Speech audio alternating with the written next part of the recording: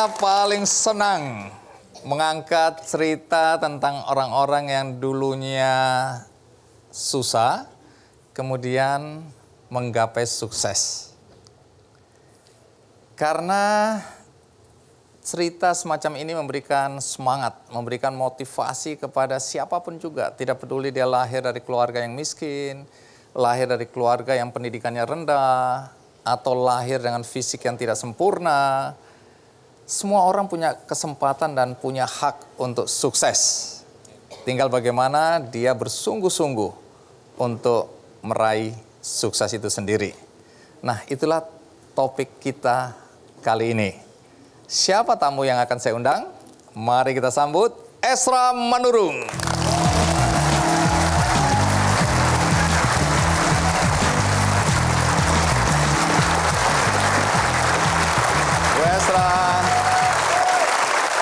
Terima kasih sudah mau hadir di acara Kikandi. Silakan duduk. Boleh tahu apa pekerjaan Anda sekarang? Saya agen asuransi sekaligus speaker.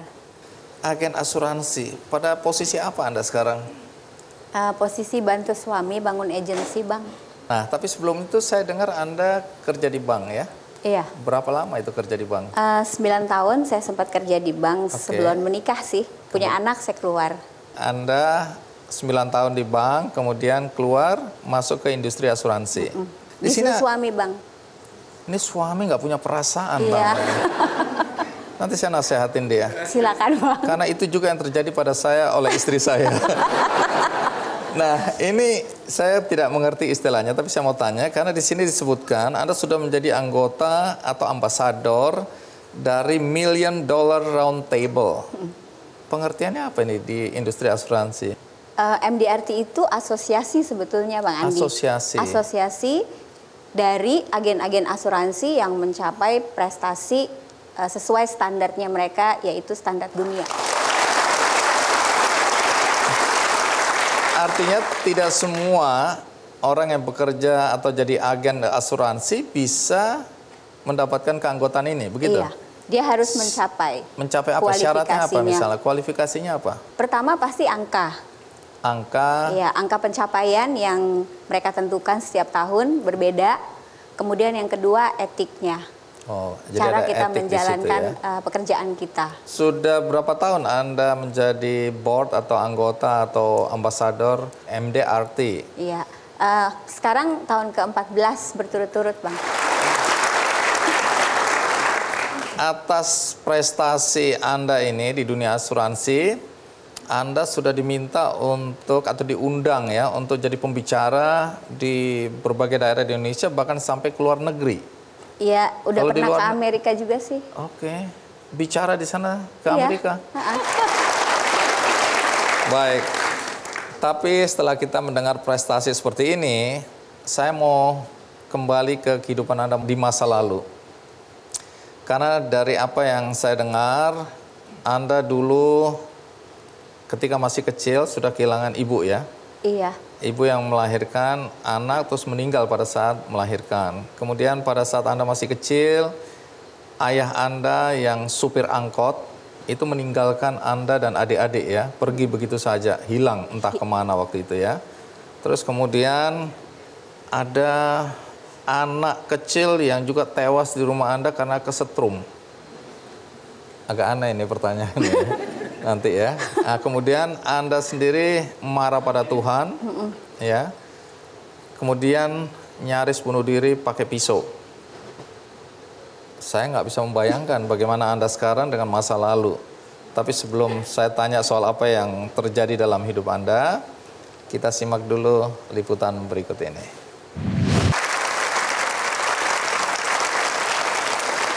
Jadi benar ya, Anda lahir dari keluarga yang miskin ya. Jadi ayah supir angkot. Di daerah mana itu? Kami tinggal di Cilincing, Bang Andi, dekat. Kalau dulu pembuangan sampah itu di Cilincing dekat rumah kami. Jadi Bang Andi sama teman-teman semua ya buang sampahnya di sana. Jangan tuduh saya. Ini mereka. Kan sampah ini Jakarta. Baru bertemu 5 menit Anda sudah mulai menuduh saya ini. Sampah ini Jakarta. Kalau ada masalah dengan suami jangan saya dilibatkan. Okay. Jadi ayah supir angkot, ibu pekerjaannya apa? Mama ngurus anak-anak, kadang-kadang kalau lagi butuh uang dia jualan cabai di pasar. Berapa anak ini? Kami 5, sebelum mama meninggal 5, setelah meninggal jadi 7. Oke, menarik ini ya. Ibu meninggal? Iya. Meninggal pada saat melahirkan? Iya. Bisa cerita sedikit apa yang terjadi waktu itu? Ibu saya sudah dikasih tahu sama dokter, gugurkan kandungannya karena berbahaya, keracunan. Tapi menurut mama menggugurkan kandungan itu tidak benar. Jadi dia pertahankan kandungannya dan di usia 7 bulan dia pendarahan, lalu dioperasi dan meninggal. Oh, jadi ini anak kembar ini ya? Kembar. Lahir, perempuan. Dua-dua lahir. Tapi katanya prematur, berarti 7 bulan itu kan prematur. Iya, karena keguguran Bang Andi, jadi harus segera dioperasi. Dua-duanya selamat atau? Dua-duanya selamat, tapi ibunya yang tidak selamat. Jadi 7 anak ditinggalkan? Iya, ditinggal. Lalu berapa lama kemudian ayah pergi meninggalkan anak-anaknya? Iya, kayaknya ayah saya tiba-tiba kehilangan keseimbangan gitu. Jadi karena mereka pasangan yang sangat akrab, seperti sahabat. Waktu mamah nggak ada, dia goncang, hilang. Pergi? Lah terus Anda dan adik-adik bagaimana? Iya, kayak malam mati lampu, gelap. Saya baru tahu ada istilah kayak malam mati lampu. Tinggal bilang gelap gitu aja kan? Maksudnya udah gelap, mati lampu lagi gitu. Super gelap? Super gelap. Gelap gulita Gelap namanya. Gulita, iya. Oke, nanti cerita karena menarik juga apa yang terjadi kemudian, bagaimana Anda bersama adik-adik ya bertahan hidup, kemudian bangkit dari keterpurukan dan bisa seperti sekarang ini. Tapi kita rehat dulu, ikuti terus Kick Andy. Waktu dia meninggal, saya janji sama Bapak, mulai dari saya sejarah akan berubah. Jadi saya berjuang terus untuk merubah sejarah Pak Andi.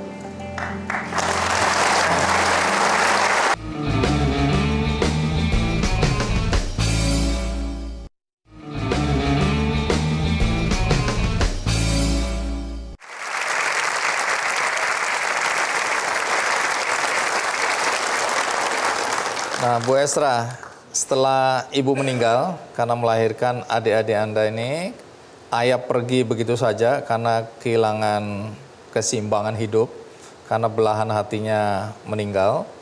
Anda ditinggal bersama adik-adik. Ya.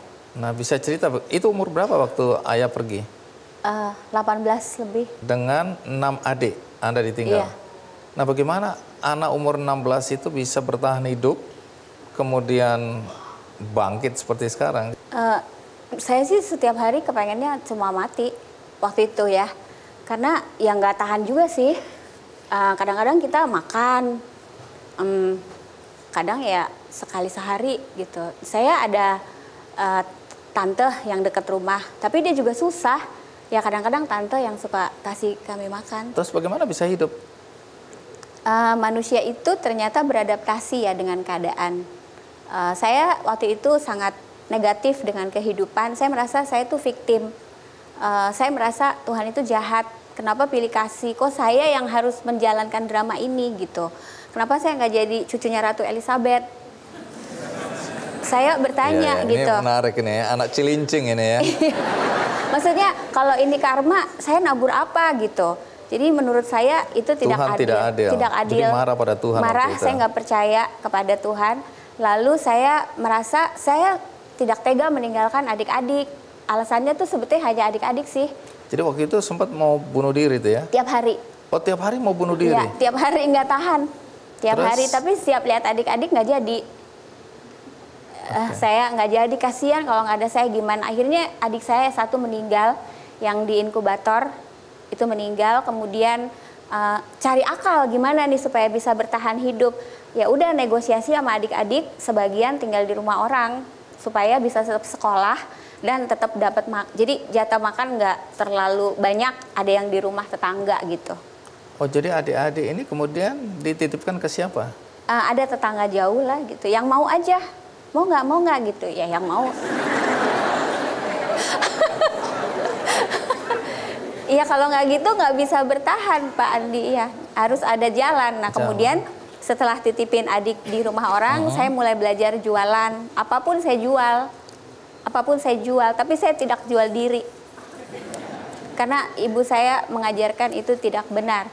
Jadi saya jual lipstik, jual jepitan, jual gambar, saya bikin, saya jual. Tapi ya nggak cukup juga. Untuk menghidupi adik-adik ya. Jadi yang bertahan waktu itu di rumah ada berapa adik? Kita 4. Yang satu yang masih di inkubator akhirnya diadopsi sama saudara jauh. Oh, satu meninggal, satu diadopsi, satu di rumah orang lain, yang lainnya nggak ada yang mau di rumah orang lain, jadi kita kumpul. Padahal itu usianya berapa aja? Anda kan 16.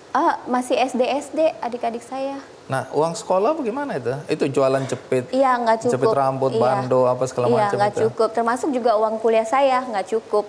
Lalu teman saya bilang, kamu jadi guru les aja. Jadi saya jadi guru les di 5 penjuru Jakarta. Jakarta Utara, Selatan, Timur, Barat, Pusat. Saya putar jadi guru les. Les apa? Apa aja, kalau ada ibu-ibu yang berkarir, anaknya nggak bikin PR, saya ajarin. Anda waktu itu sekolahnya di mana? Saya kuliah di UKI, Universitas Kristen Indonesia. Udah kuliah? Saya kuliah, orang tua kami biarpun supir angkot punya prinsip anak harus sekolah.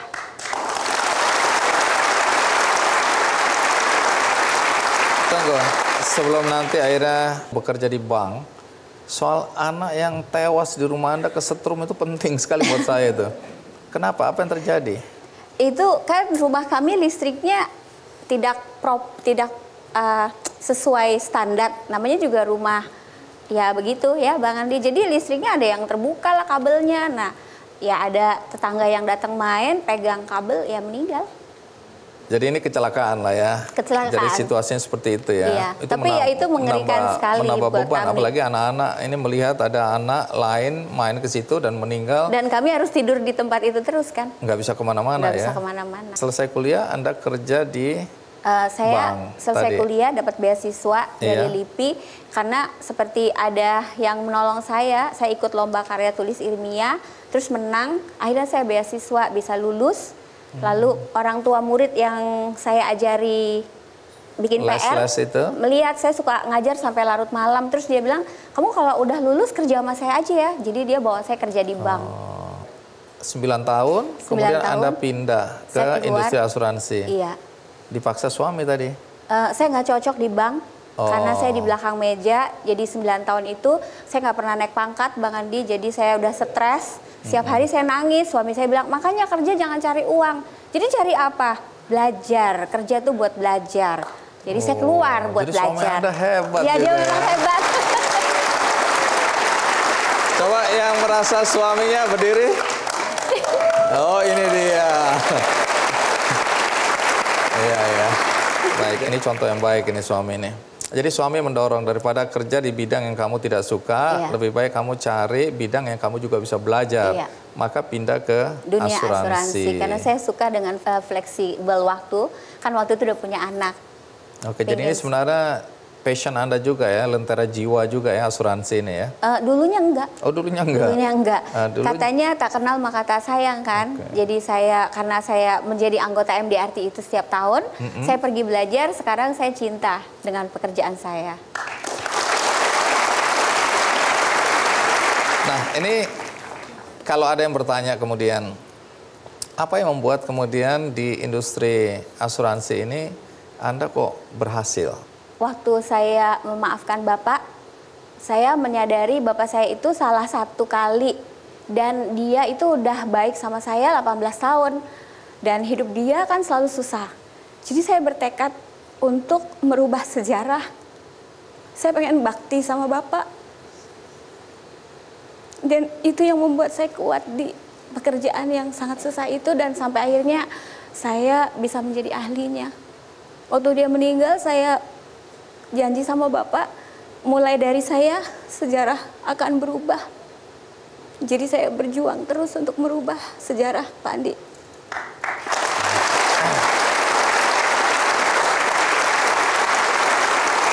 Bu Estra, Anda kan berhasil bangkit, kemudian tadi ada motivasi dari keinginan ya. membalas budi baik ayah walaupun pernah mengecewakan Anda. Sekarang Anda menjadi tokoh asuransi, bidang asuransi yang sukses. Nah, saya lihat banyak wajah-wajah yang kepingin juga sukses di sini. Bolehkah berbagi sesuatu yang pernah atau yang sering Anda sampaikan di setiap acara-acara di mana Anda jadi pembicara? Bisa diringkas saja. Boleh. Nah, kalau gitu boleh berdiri di sini. Seakan-akan ini semua penonton kehilangan harapan ini. Oke, silakan beri motivasi, berikan semangat. Selamat malam Bapak Ibu semua. Suami saya itu bilang, kalau kita kerja, jangan kerja buat cari uang. Jangan kerja buat popularitas. Karena uang itu sifatnya suka lari, kalau dikejar dia lari. Jadi kita bekerjalah supaya uang yang mengejar kita dan kekayaan yang mengejar kita. Jadi kita kejar apa dong? Ya kan? Kita bekerjalah untuk belajar. Karena setiap pekerjaan itu ada ilmunya. Waktu kita kecil, kita mau ikat tali sepatu suka nangis karena nggak bisa, bener nggak? Tapi sekarang ikat tali sepatu sambil tidur bisa. Karena kita nggak ngerti gimana cara ikat tali sepatu. Demikian juga dengan segala jenis pekerjaan, itu ada ilmunya. Dan bisa dipelajari, bisa difotokopi oleh mereka yang mau belajar.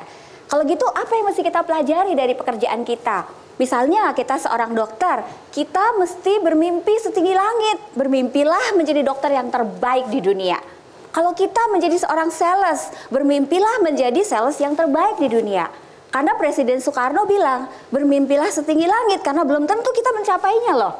Tapi walaupun tidak tercapai, kita sudah jatuh di antara bintang. Nah, 3 hal yang kita pelajari waktu kita mau menjadi ahli di bidang kita masing-masing. Nomor 1, pelajari jenis industri pekerjaan kita, cari ahlinya, belajar dari dia, baca bukunya, lakukan, tiru, baru modifikasi. Kedua, pelajari siapa klien kita. Siapa orang yang sedang ada di hadapan kita, kita mengerti dia supaya kita tahu apa yang kita butuhkan sesuai dengan kebutuhan dia. Dan yang ketiga, pelajari juga siapa diri kita. Sampai Anda dan saya tahu bahwa sebetulnya kita ini mahakarya. Manusia itu nggak ada KW-nya, semua Anda asli dan cuma satu. Jadi teman-teman, bermimpilah setinggi langit. Walaupun Anda belum mencapainya, Anda akan jatuh di antara bintang dan jadilah yang terbaik apapun profesi Anda. Terima kasih.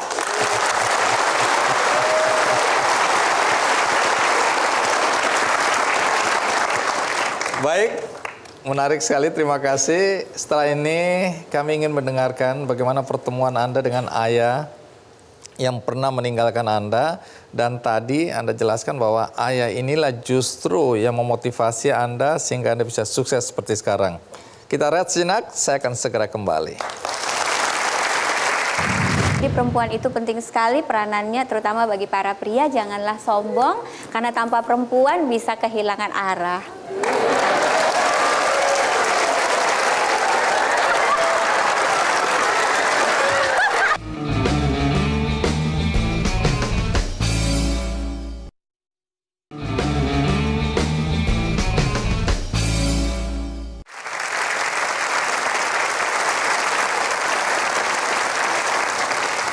Terima kasih Anda masih bersama saya di acara Ki Kandi dan tamunya masih Ibu Estra Manurung. Kehidupannya dulu sulit, bapaknya supir angkot, ibunya meninggal ketika melahirkan 2 adik kembarnya dan kemudian bapaknya kehilangan keseimbangan setelah ditinggal oleh istri tercinta, pergi entah kemana, tinggallah Ibu Estra waktu itu masih umur 16 tahun bersama adik-adik ya, berjuang untuk hidup. Setelah ditinggal ayah sekian lama, berapa lama ditinggal ayah? 2 tahun. 2 tahun. Kemudian terjadi pertemuan kembali. Iya. Bagaimana bisa ketemu lagi? Kan kalau orang Batak itu ada Parsautaon. Apa itu artinya? Jadi perkumpulan orang-orang Batak. Jadi kalau ada yang hilang dicari gitu bang. Jadi papa ketemu. Ditemukan? Iya, dan papa kepengen pulang ke anak-anaknya. Pada saat pulang katanya sudah menikah lagi. Iya, jadi mau pulang bawa ibu dan bawa adik yang baru. Pada saat itu katanya Anda sempat merasa luka itu kembali. Waktu itu saya belum memaafkan bapak kan. Iya. Jadi saya merasa kalau nanti Bapak pulang takutnya saya yang pukul dia, jadi saya kualat gitu. Jadi saya hari itu berpikir, oke, Bapak boleh pulang, buat adik-adik kan saya bertahan hidup hanya demi adik-adik. Jadi adik-adik udah punya orang tua, saya mati aja. Hah? Iya kan, saya dari jadi kemarin urusannya masih mau mati juga? Masih. Ya saya mental victim ya, saya merasa saya itu victim. Jadi hari korban. itu ya saya pengen bunuh diri, hari itu saya udah siap gitu untuk bunuh diri, tapi nggak tahu kenapa saya ingat pesan ibu saya. Apa itu? Mamah tuh bilang kalau bunuh diri katanya masuk neraka. Oh, jadi takut saya, juga itu ya? Saya merasa kenapa jadi dua nerakanya, neraka yang kemarin sama besok gitu. Wah, saya bilang ini nggak bener. Nah, hari itulah pertama kali sebagai seorang manusia saya mulai pengen tahu sebenarnya Tuhan itu ada gak sih? Saya kan marah sama dia. Yeah. Lalu saya berteriak-teriak gitu di rumah. Tuhan ngomong sama saya, jelasin soalnya saya mau mati gitu. Tapi nggak ada suara, nggak ada suara. Terus saya ingat lagi omongan mama. Kata mama, kitab suci itu firman Tuhan. Jadi saya ambil kitab suci, saya simsalabim buka gitu. Saya tunjuk pakai tangan. Saya pengen Tuhan bicara sama saya. Dan ternyata ya mungkin orang kalau nggak kenal sama Tuhan begini doanya gitu. Jadi saya baca percis, sekalipun ayahmu dan ibumu meninggalkanmu, aku tidak akan pernah membiarkanmu. Saya kaget. Iya ada percis. Jadi aduh, saya takut. Nah hari itu saya seperti reborn, saya tiba-tiba bangkit. Lahir kembali. Iya, dan saya bertekad saya mau merubah hidup dan menerima Papa. Terus saya kayak jadi punya pemikiran, kok saya jahat banget ya, Papa cuma salah sekali. Kok saya mau menghukum dia seperti itu? Jadi saya terima Papa pulang, datang sama ibu dan juga sama adik. Ya udah, masalah saya terselesaikan satu. Dari situ, Bang, saya pelan-pelan mulai merubah hidup saya mulai kerja, akhirnya ketemu jodoh. Dan kata suami saya lagi, itu ada 3 pertemuan yang merubah hidup manusia. Apa itu? Menarik. 1, kalau manusia itu bertemu dengan Tuhannya. 2, kalau manusia itu bertemu dengan orang yang cinta dia apa adanya. Ini modus ini nih. Terus? Iya, kan kata suami saya, Bang. Yang ketiga, kalau dia bertemu dengan partner bisnis yang tepat, maka 3 hal ini akan membuat hidup dia berubah secara drastis. Karena tadi Anda sempat cerita juga bahwa ada bibi yang walaupun sama-sama miskin, tapi juga ikut membantu. Nah, bibi itu sudah ada di sini ya, Ibu Lydia Nainggolan.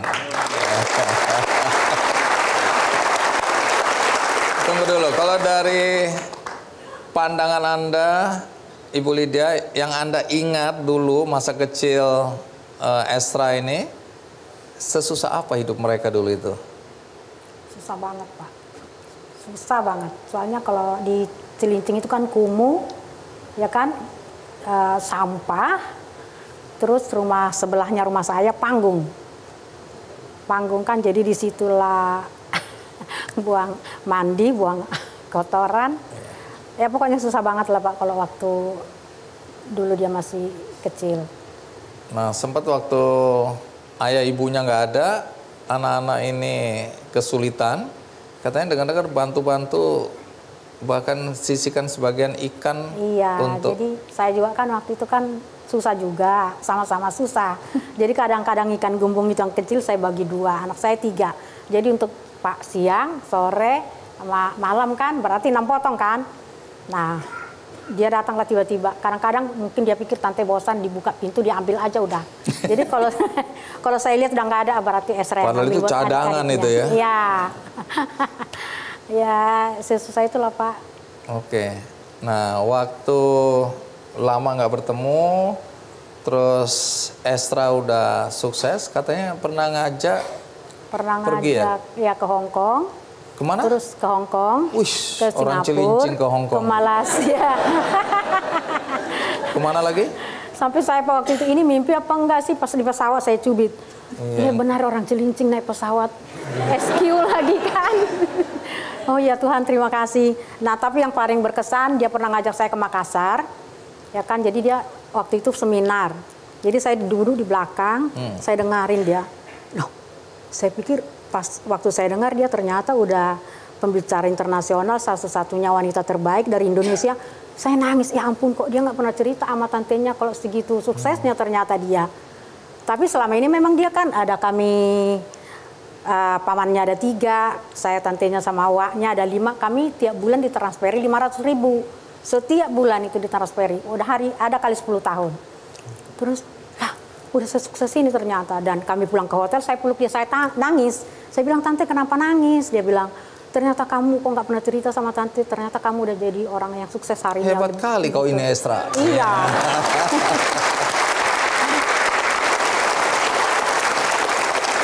Dan dengar-dengar waktu suami sakit juga ya? Iya, suami saya sakit kanker hampir 4 tahun, ada pernah 2 bulan di Darmais karena kanker usus, jadi udah dioperasi pakai kantong, jadi BAB-nya lewat kantong samping. Jadi saking mungkin hanya dia lah yang banyak menopang saya, memberikan kekuatan, maka saya hari ini bisa ada sampai hari ini. Jadi waktu itu dia telepon saya, Tan, supir saya udah nyampe belum? Dia bilang. Terus emang ngapain supir kamu datang? Saya bilang ngantarin duit. Hah, ngantarin duit? Iya. Berapa? Saya bilang 17 juta. Hah? Soalnya seumur-umur Pak, selama hidup belum pernah ngeliat duit juta-jutaan kan? Iya, dari wajahnya udah kelihatan. Pas dia supirnya datang, Bu, ini titipan dari Bu Estra Manurung. Oh ya makasih Pak. Terus saya bawa ke kamar, saya unjukin suami saya, waktu itu udah kemo 3 kali, jadi fisiknya udah lemah. Terus dia bilang, itu duit mah.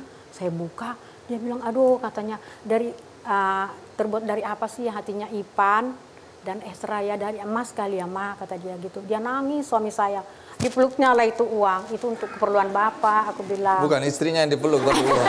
Uangnya Pak yang dipeluk. Itu baru suami. Ya. Makanya istri saya nggak percaya sama saya. Antara istri dan uang pasti yang dipeluk uang dulu. Belakangan bahkan kembali ke Cilincing ya. Ada yayasan apa itu ya? Saya ingat dulu di tempat-tempat kumuh Pak, perempuan-perempuan itu kan kepengen menyerah sama hidup.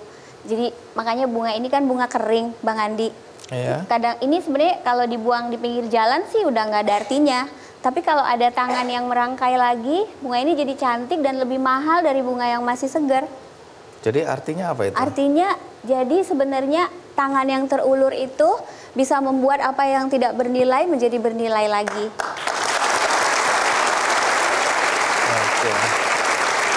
Yayasan apa namanya? Maharani Kirana Pertiwi, itu untuk mamah sih. Jadi Maharani itu perempuan unggul, Kirana itu cahaya, Pertiwi itu bangsa. Perempuan yang unggul itu adalah cahaya bagi bangsanya.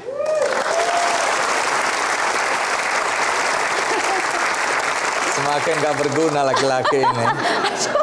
Tapi apa boleh buat, saya terpaksa melanjutkan lah. Walaupun hati sakit sekali ya. Dan dia adalah penolong suaminya Bang Andi. Istri? Iya, penolong suami dan penolong anak-anak. Iya. Kan waktu mama nggak ada, papa kelihatan kayak kehilangan pegangan. Limbung, ya? Jadi perempuan itu penting sekali peranannya, terutama bagi para pria. Janganlah sombong, karena tanpa perempuan bisa kehilangan arah.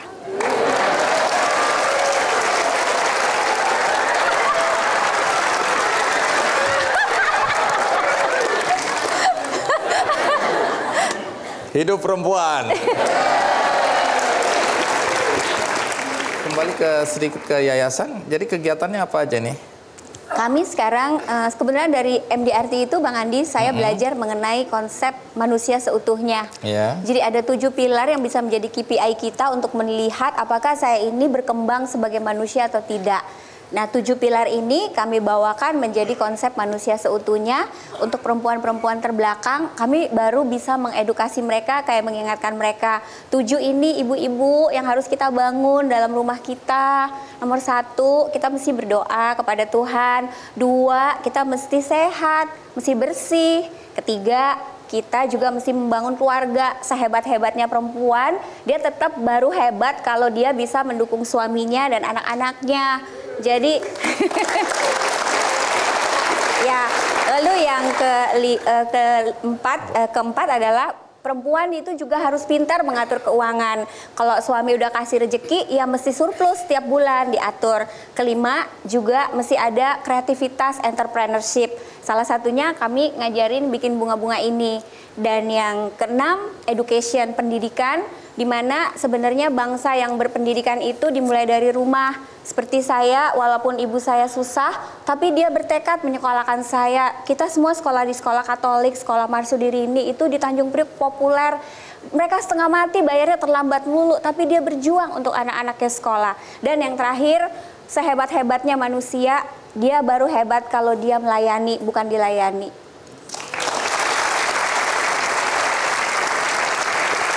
Nah, ini Anda juga menulis buku ya, Selling with Attitude. Ini apa yang Anda mau sampaikan melalui buku ini ya? Kan kalau sales itu baru mulai masuk kerja sebagai penjual ya Bang Andi, kan dia nggak punya prestasi. Dia mungkin nggak punya prospek, dia juga nggak punya harapan ke depannya gimana.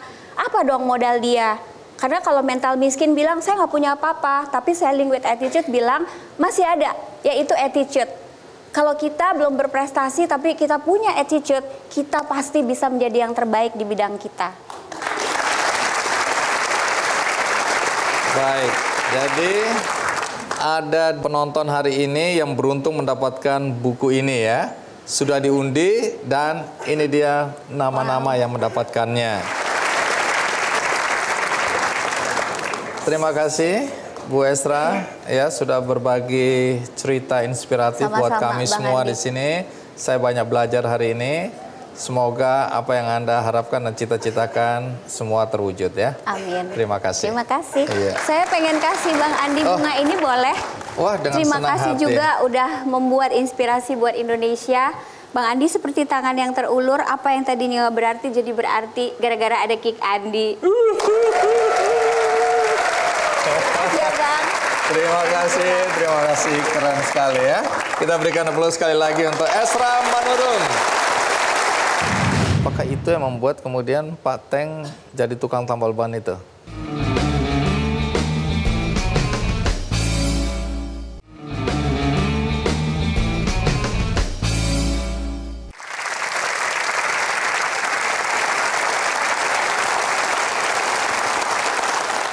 Ini juga cerita perjuangan seorang pria, bagaimana dulu dia adalah tukang tambal ban.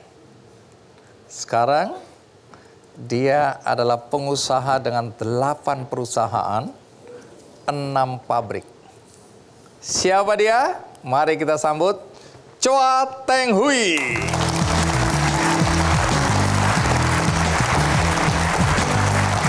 Pak Teng, apa kabar?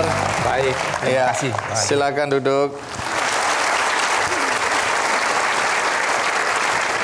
Boleh tahu apa pekerjaan Anda sekarang? Pengusaha. Kalau tadi saya sebutkan bahwa pengusaha dengan 8 perusahaan itu benar atau salah? Ya. Betul. Ya. Perusahaan di bidang apa ini? Basicnya pertamanya alat listrik, distribusi, terus berkembang ke produksi, Iya. terus ke pengembangan properti, terus kilang minyak, terus produksi pipa listrik dan ducting. Banyak sekali ya.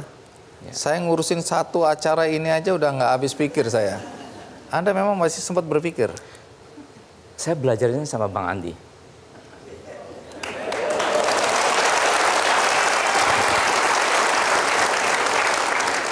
Terlalu banyak dusta di antara kita. Oke, serius nih. Anda pernah jadi tukang tambal ban dan bahkan jualan rokok ya? Benar. Tambal ban, jualan rokok, tapi sekarang punya 8 perusahaan, 6 pabrik. Ini keajaiban terjadi ini. Tapi sebelum kita lanjutkan, mari kita lihat dulu liputan berikut ini. Teng, jadi sebenarnya waktu Anda kecil dulu, kehidupan keluarga pernah bagus ya? Betul. Artinya usaha orang tua Anda sukses? Betul. Jadi orang kaya? Ya, begitu. Lalu kenapa kok Anda jadi tukang tambal ban, kemudian apa yang terjadi? Waktu masih balita, umur 3,5 tahun, ayah saya meninggal. Terus karena ibu saya tidak bisa menerusin usahanya, akhirnya lama-lama ya materi yang ada juga habis begitu. Ya kira-kira singkatnya begitu. Oke, jadi waktu ayah masih ada, Itu bisnis lancar? Lancar, bagus. Bisnis apa tadi? On the deal mobil. Sepeda, mobil beca. Itu di mana? Di Samarinda. Anda anak keberapa? Keempat. Keempat? Ya. Oke, jadi waktu ayah meninggal masih ada adik yang lebih kecil lagi dong? Ada. 1 tahun. Nggak sampai 1 tahun. Nah, dengan kondisi seperti itu harus mengasuh berapa? 5 anak plus 3? Ya, ibu saya, betul. Ibu harus berjuang untuk menjalankan atau meneruskan perusahaan? Ya, kira-kira begitu. Tapi tidak gagal. bisa ngurus, ya lama-lama juga materinya dipakai untuk biaya hidup, ya habis. Begitu. Baik, apakah itu yang membuat kemudian Pak Teng jadi tukang tambal ban itu? Ya, perjalanannya kan dari 3,5 tahun kan waktu itu nggak mengerti apa, tapi dalam perjalanan setelah umur mungkin sekitar umur 10 baru mulai sekolah. Itu karena tidak terurus oleh ibu saya. Sedangkan waktu sekolah pun umur 10 itu juga dibantu oleh kerabat dari ibu. Sehingga masuklah SD kelas 1 dengan umur 10 yang paling tua. Lulus SMA umur 22. Dua-dua semua orang udah kawin itu Pak Teng. Betul. Anda baru masuk? Baru lulus SMA. Oh, baru lulus SMA. Tunggu, ini masuk SD 10 tahun karena memang miskin, nggak bisa sekolah, baru ada yang bayar. Tidak terurus. Tidak. Untuk biaya hidup aja susah, jadi ngurus anaknya pun tidak terurus oleh kerabat setelah dari umur 10 ibu. tahun. Setelah 10 tahun oleh salah seorang kerabat ibu itu bantu mengurusnya untuk sekolah. Jadi Anda ini terakhir pendidikannya apa? SMA. Itu tok? Ya, betul. Udah terlambat cuma itu aja? Betul sekali. Oke. Tapi kok bisa sukses ya? Nanti Anda cerita ya bagaimana sampai Anda bisa berhasil dan pengalaman jadi tukang ban itu seperti apa dan umur berapa. Tapi jangan sekarang dulu. Ya. Kita rehat sejenak, ikuti terus Kick Andy. Kita tanya penonton ya, kenapa mengundang yang tidak waras? Mau tahu? Kenapa? Karena yang ngundang juga tidak waras.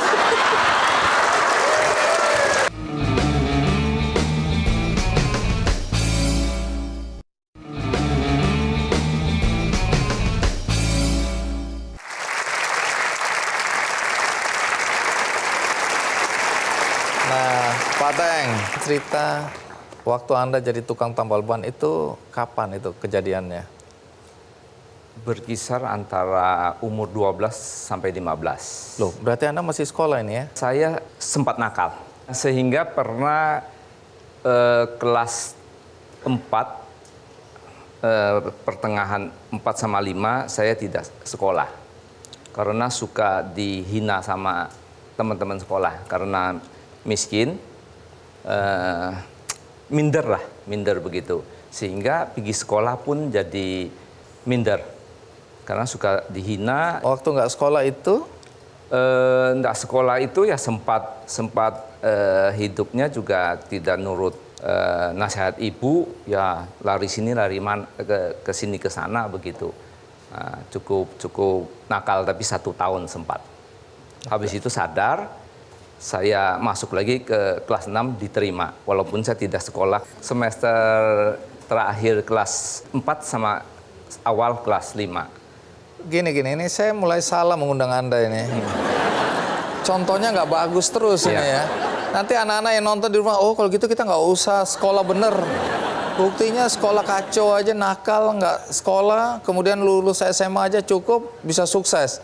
Ini anak-anak jangan ditiru ya, tolong jangan ditiru. Ya. Oke, jadi sempat nakal, nggak sekolah, terus masuk lagi, tapi langsung masuk kelas 6. Walaupun kelas 5-nya kacau. Ya, enggak sekolah. Enggak sekolah. Saya datang ke ini satu... gurunya yang salah atau gimana? Ya, pokoknya keajaiban terjadi dalam hidup Anda. Nggak usah diusut ya. Iya. Kebodohan. Oh, kebodohan. Kenapa bisa bilang kebodohan? Ya, makanya saya juga bingung. Hari ini saya diundang, sepertinya orang nggak waras. Akhirnya ngaku. Dari tadi saya udah curiga tapi nggak berani ngomong. Kita tanya penonton ya. Iya. Kenapa mengundang yang tidak waras? Mau tahu? Kenapa? Karena yang ngundang juga tidak waras.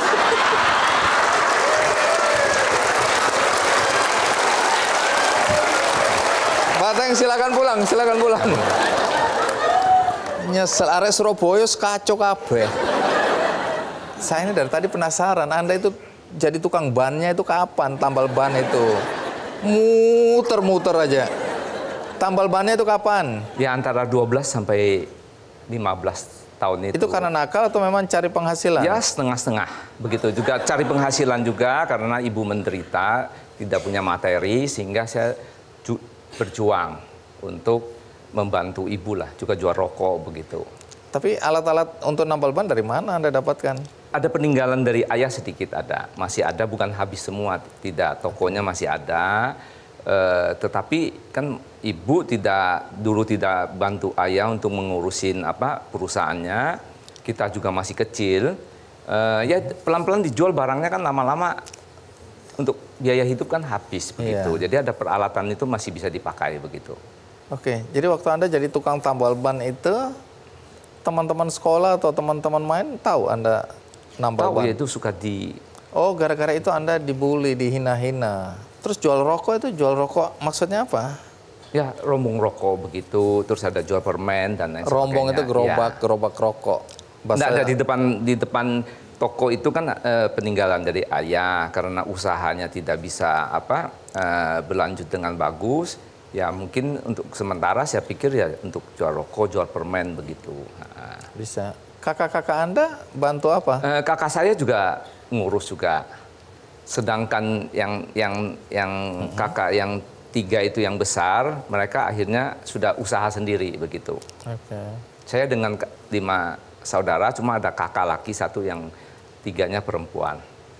Baik, kami semua sudah penasaran ini bagaimana anak SMA ya yang sekolahnya lompat dari kelas 5 bisa jadi kelas 6. Kok bisa sukses jadi pengusaha? Dari mana Anda memulai? Saya sampai SMP kelas 1 masih di Samarinda. Setelah naik ke kelas 2 SMP, saya pindah Surabaya. Waktu itu hanya satu berpikir saya harus sekolah dengan baik sehingga bisa membantu kehidupan keluarga, ibu dan anak-anaknya, saudara saya menjadi lebih baik begitu. Pulang sekolah, mungkin teman-teman pergi bermain begitu, saya tidak pergi cari ke toko-toko yang ada di Surabaya, terutama toko-toko alat listrik begitu. Jadi saya kirim ke Samarinda. Kakak saya jualan di sana. Nah, mulai dari sanalah kita berkembang. Anda mulai terasa naluri bisnisnya ya? Betul. Oke, terus? Betul. Nah, terus setelah lulus SMA, waktu SMA itu kepinginnya mungkin sekolahnya ke luar negeri, tetapi karena kalau tidak bisa ya di Indonesia, mungkin perguruan tinggi begitu ya. Tetapi waktu itu situasinya kakak saya juga kewalahan di Samarinda, akhirnya setelah lulus SMA umur 22 itu saya pulang Samarinda. Saya kembangkan toko itu, kabel-kabel, lampu, saklar, dengan menjadi distributor beberapa 1-2 waktu itu. Waktu pertamanya 1-2 merek perusahaan multinasional. Nah, terus lama-lama ya lumayan juga. Setelah lulus SMA umur 22 saya di Samarinda udah ditunjuk sebagai distributor merek multinasional. Terus belakangan Anda membuat sendiri? Akhirnya berkembang. Ya mungkin ini perlu saya share. Saya sudah jual berpuluhan macam merek, baik yang nasional maupun yang multinasional. Saya berkembangnya kan dari Samarinda, terus ke Balikpapan, ke Surabaya, terus ke kota-kota lain. Saya sudah dengan susah payah menjual puluhan merek, baik nasional maupun multinasional. Di Samarinda itu waktu itu tidak dikenal orang, tidak begitu laku. Akhirnya laku. Ya, setelah laku itu ternyata 5 tahun atau 6 tahun kemudian, yang distributor Surabaya juga bisa masuk ke Samarinda, begitu kan? Terus prinsipalnya juga kadang-kadang nakal juga begitu loh. Jadi kita susah-susah. diadu. Kadang-kadang juga mengangkat distributor yang lain begitu. Tadinya Anda sendirian, sekarang diizinkan semua orang. Terus saya berpikir bahwa jika saya masih jual mereknya orang lain, tidak bermanfaat. Sama saja saya jadi kulinya. Akhirnya saya berpikir bahwa saya harus bikin merek sendiri. Modalnya dari mana itu?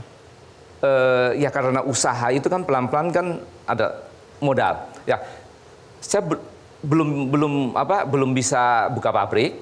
Nah, waktu itu kuras pikiran juga bahwa saya mau bikin merek sendiri. Saya tidak punya modal untuk buka pabrik. Tetapi saya banyak melihat bahwa di dunia ini merek-merek yang cukup terkenal, merek multinasional itu dia juga tidak punya pabrik. Banyak sekali ya, saya tentu tidak sebutkan mereknya, tetapi dia OEM ya, membuat di pabrik-pabrik lain begitu. Nah, sedangkan saat itu saya mau bikin banyak, modalnya tidak ada. Bikin sedikit, orang tidak begitu tertarik. Ya akhirnya ya kita cari lagi pabrik yang kecil, mereka mau bikinkan. Ya dari sana pelan-pelan berkembang. Nah, dari tidak punya pabrik, saya OEM dengan orang lain, lama-lama saya bisa mendapatkan pangsa pasar yang ada di Indonesia, terutama Indonesia Timur. Setelah punya pangsa tertentu, punya omset tertentu, saya assembling. Saya beli spare part yang bisa dibikin sendiri, kita bikin sendiri. Yang nggak bisa, belum masih import atau beli di orang lain, kita rakit begitu. Nah, akhirnya setelah sudah kita mapan semua, ya kita beli mesin. Itulah awal mula kebangkitan Anda ya. Betul. Nah, yang menarik setelah Anda sukses, Anda menulis buku Kunci Kebahagiaan. Nah, nanti cerita ya, apa yang ingin Anda sampaikan melalui buku Kunci Kebahagiaan ini. Kita rehat sejenak, saya akan segera kembali. Anda ketemu dengan salah satu tokoh teroris ya, Umar Patek ya, di penjara. Betul. Kemudian Anda kasih buku ini. Ya. Apa yang terjadi?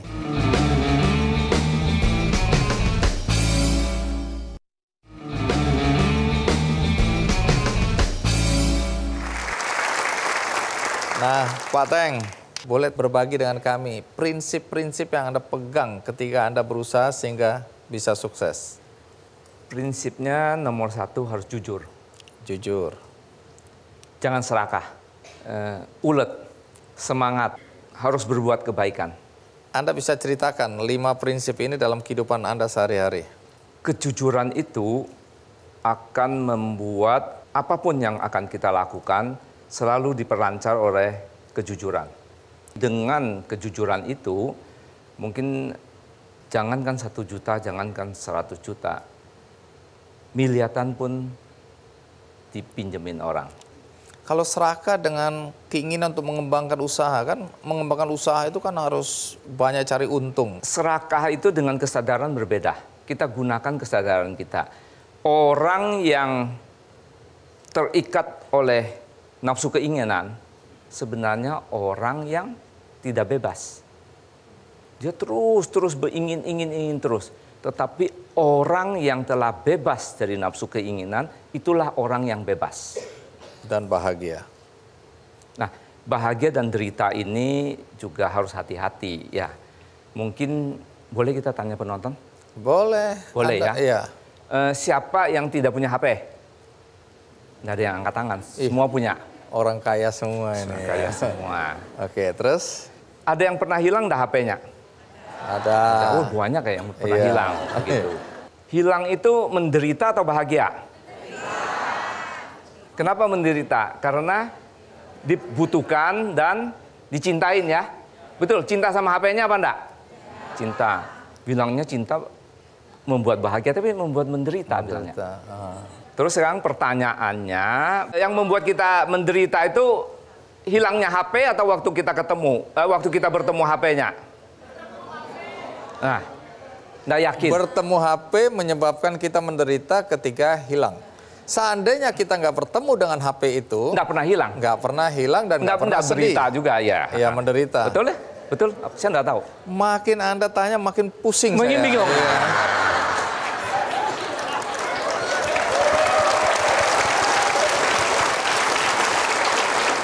Ini soalnya udah tingkatnya sufi, ya. Jadi itu yang disebut nanti kunci kebahagiaan. Apakah dengan saya memberikan buku ini Anda bahagia atau tidak? Seandainya tidak ada buku ini, apakah Anda akan bahagia atau tidak?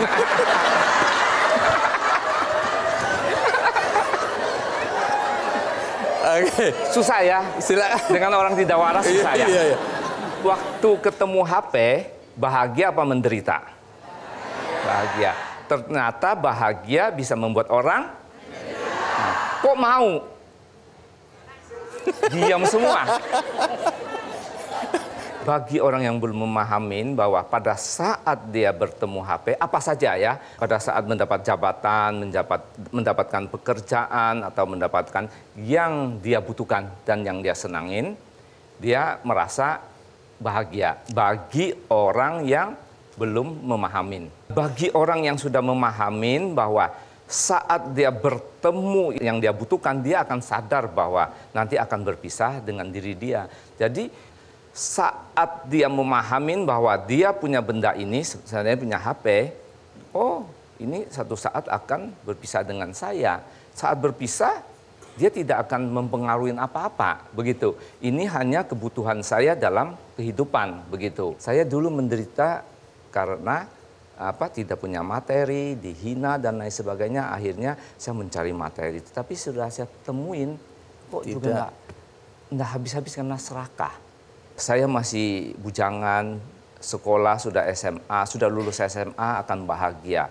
Sudah lulus SMA saya harus cari materi, sudah dapat materi, wah jika punya, ini pengalaman saya ya, semoga tidak terjadi pada Bang Andi. Saya bahagia, tetapi setelah selesai SMA, saya cari materi sudah ada, punya mobil, belum punya istri. Ya, cari lagi istri, ya, dapat yang cantik lagi, begitu. Ya. Dengan harapan satu hari dia akan hilang. Benar. Sehingga kita mencari gantinya. Benar. Saya udah belajar banyak nih, HP hilang kita cari ganti lagi. Istri kita usahakan hilang supaya cari gantinya. Saya pembelajar yang cepat. Oke, poinnya. Cocok ya. Ya. Poinnya apa dengan yang tadi? Berkeinginan terus tadi yang saya katakan. Terus. Kita berkeinginan terus, kita tidak pernah bebas. Yang mau saya sampaikan bahwa dalam kehidupan ada kebahagiaan, ada penderitaan. Saya cari kebahagiaan terus, tetapi penderitaan terus ikut terus. Iya. Ya, penderitaan itu ada noda di lantai. Terus kita penderitaan itu kita tutupin dengan kebahagiaan. Kita mencari kebahagiaan. Kita tutupin. Ya kan? Kita tutupin. Kan nodanya masih ada. Begitu karpetnya dibuka, kebahagiaannya habis, penderitaan muncul lagi. Nah, berarti harusnya bagaimana? Dihapus. Matematisnya dihapus. Nah, itu betul. Pinter saya. Luar biasa. Dalam kehidupan kita sehari-hari, untuk mencari kebahagiaan bukan dengan menutupi penderitaan, tapi menghapuskan penderitaan. Lenyapkan penderitaan atau menghancurkan penderitaan. Pak Teng, karena saya dengar melalui apa yang Anda sampaikan, kunci kebahagiaan, Anda buat buku ini, Anda ketemu dengan salah satu tokoh teroris ya, Umar Patek ya, di penjara. Betul. Kemudian Anda kasih buku ini. Ya. Apa yang terjadi? Saya rasa bukan hanya Umar Patek. Siapa lagi? Ratusan banyak sekali. Narapidana, hukuman mati. Iya. Ya. Anda kasih buku ini? Ya, mereka juga mendengarkan. Anda bicara pada mereka tentang nilai-nilai itu. Ya, contohnya seperti tadi, HP yang hilang begitu. Oke. Salah satu contoh. Tunggu, artinya Anda menganggap penonton semua ini narapidana? Oke, jadi Bang Andi yang ngomong loh, bukan saya. Iya. Provokator. Iya. di luar urusan usaha, Anda juga berbagi nilai-nilai kebaikan. Jadi itu sebabnya hari ini buku yang saya bagikan, Pak Teng, adalah buku Anda, yaitu Kunci Kebahagiaan. Apakah semua sudah menerima buku ini? Apakah semua bahagia? Baik, kebahagiaan yang sama pula ingin saya bagikan kepada Anda di rumah. Anda bisa mendapatkan buku ini melalui kuis di Twitter Kick Andy Show. Juga bisa melalui website kickandy.com. Nah, bagi Anda yang tadi terlambat mengikuti episode ini dari awal, jangan khawatir karena Anda masih bisa menontonnya secara lengkap di metrotvnews.com atau bisa juga di YouTube Kick Andy Show. Akhir kata, semoga cerita tentang mereka yang pernah susah kehidupannya dan sekarang sukses dalam kehidupan mereka bisa menginspirasi kita semua. Sampai jumpa.